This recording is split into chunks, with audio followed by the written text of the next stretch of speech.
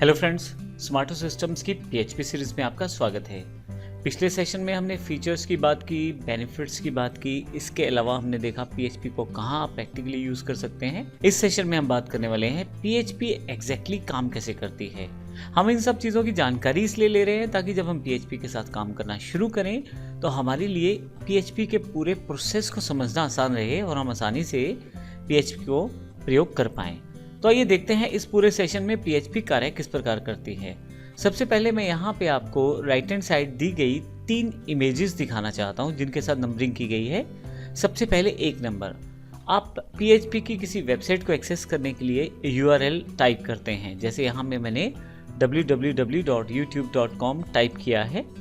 जैसे ही क्लाइंट इसे टाइप करता है, मैं अपने आप को एक क्लाइंट मानता हूँ, तो ये जो URL है इसको एक्सेस करने के लिए सीधा सर्वर जो कि 2 नंबर पे है आपके पास, उसको रिक्वेस्ट भेजी जाती है। अब जो 2 नंबर है वो पीएचपी का सर्वर है मान लीजिए, और वहाँ पे YouTube वेबसाइट को होस्ट किया जाता है। अब देखिए मैंने यहाँ पे 2 नंबर डिफाइन किया हुआ है जिसमें छोटे छोटे पिक्चर्स हैं जो वीडियोस को रिप्रेजेंट करते हैं।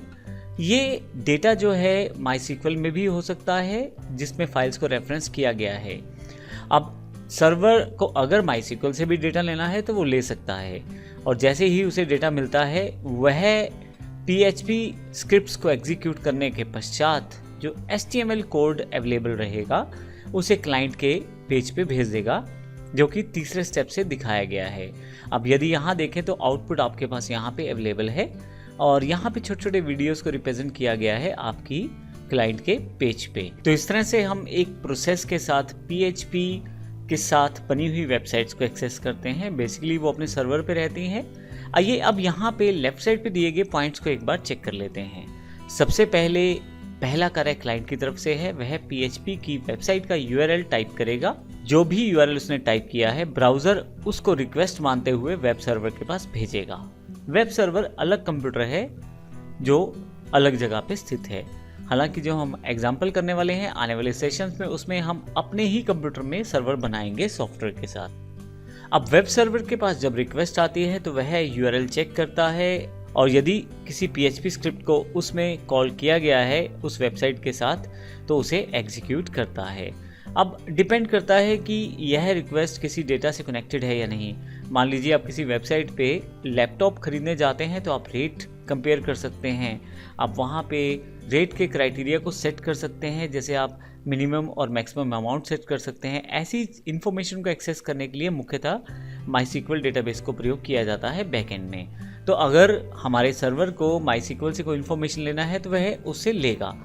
फाइनली जब इन्फॉर्मेशन मिल जाएगी, एग्जीक्यूशन के पश्चात PHP का जो रिजल्ट है वह HTML में कन्वर्ट कर दिया जाएगा, और यह कार्य सर्वर के द्वारा ही किया जाएगा। और फाइनली जो आउटपुट रहेगा HTML वाला, उसे फाइनली क्लाइंट साइड के कंप्यूटर पे भेज दिया जाएगा।